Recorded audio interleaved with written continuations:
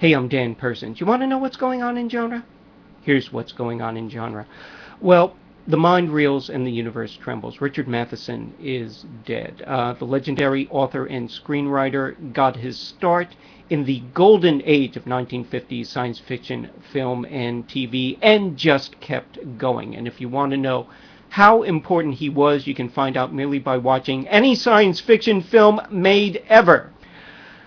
I'm exaggerating, but not by much. His influence was that profound. He was the guy who was able to take a popular medium and work a lot of thought-provoking material into it. He made the fun stuff smart and the smart stuff fun. And you're going to hear a lot about the classics that he was responsible for. My personal favorites include The Invaders, the Twilight Zone episode in which Agnes Moorehead fights a flock of tiny and quite nasty invading aliens. There's practically no dialogue in the entire half hour, and it's creepy and wonderful.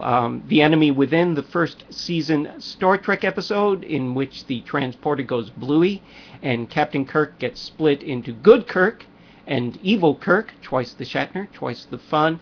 And once again, Matheson was able to work in some interesting thoughts about the nature of good and evil and how one actually depends on the other. And The Incredible Shrinking Man. This was actually Matheson's feature film, science fiction film debut, and it included a trenchant rumination on what it would be like to actually confront the infinite, and a guy fighting a giant spider with a sewing needle. So there was something for everyone there.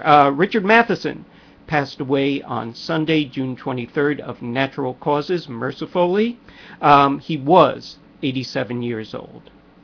And anything after that is going to be an anticlimax, but 3D systems manufacturer RealD has announced that they are going into the premium large format business with something they are calling Lux, a RealD experience. According to Deadline, this seems to be less a new technology than sort of the THX thing, where RealD technicians are going to go into theaters and make sure that they meet the standards of the full Lux experience, and that's going to include, not surprisingly, a lot of RealD equipment, including a special screen and also 3D sound. So if you've been missing that new Dolby system that puts 1,000 speakers into a single theater, you'll be getting it with this. They're going to be testing this in Europe starting in the winter, and presumably if it works there, it'll come over here just in time for us not to care. Once again, according to Deadline, an analyst over at B. Riley & Company has found that the 3D part of the box office take for films across any genre is only about 30 to 45%. So less than half of the people are going to see a 3D film. More of them are going to the 2D version of the film. Maybe that people have gotten tired of the process and just want to save the money from what it costs to pay for getting those goddamn 3D glasses. According to the analyst, though, he thinks that there just aren't enough theaters to handle all the 3D product that is coming out from studios these days. My personal feeling is that I started out a 3D hound. I was going to go see every 3D film that came out. And as it moved along, I decided that I'd only spend the extra money for the films that I really felt were worth seeing in 3D. So Star Trek Into Darkness, yes. Pacific Rim, yes. Otherwise, I could do the 2D thing. Interestingly enough, the analyst has said that IMAX isn't suffering in the same way. RLJ Entertainment has released the trailer for a new horror thriller film, Evidence. This stars Radha Mitchell and Stephen Moyer. Yes, Bill Compton of True Blood. He plays a cop in this one, which means that the ability to see in the future would actually be useful in this particular context. This seems to be a cross between a whodunit and a found footage horror film. Let's get a little look at it right now.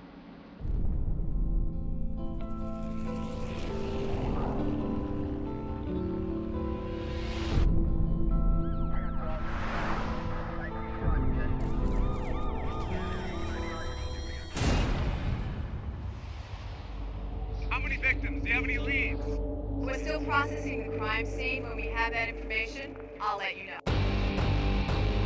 Harry, there's lots of dead bodies. We understand that you found multiple cameras. We'll be releasing those details when we're ready. We will not stop until justice is served. Explosion corrupted half the forensics. What about IDs? Can't tell if the ones we do have are male or female. I want on the case. I got enough on my plate. I can't deal with your baggage. You need me. You know what I can do. Where are we at with the video? Capture's complete. Popcorn's hot. Witnesses lie, camera doesn't. Play it.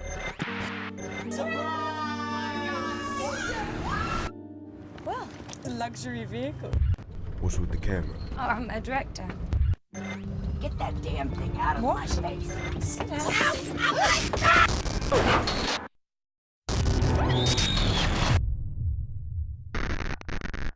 Hello? It's like a bomb hit this place. Now? It's getting too dark.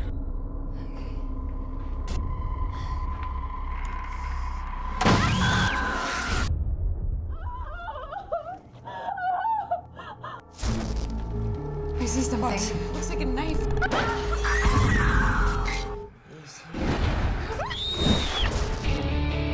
This whole thing was planned. He's just playing with us. To a serial killer. Murder is an art. It's their way of getting attention. Showing the world what they're capable of.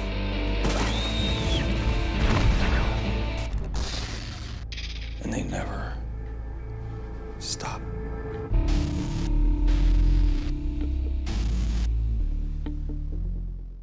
Did you get a good look at the killer there? It's this person here. Rosie the Riveter is back, and she is pissed. There's an outdated reference for you. By the way, the director of this is Olatunde Osunsanmi. It'll be in theaters on July 19th, but it is available right now on demand. So you can see it right now on demand. But not immediately right now. Wait until I wrap up, which is just a few more seconds. That'll be it. Get more stuff over at cfqonline.com.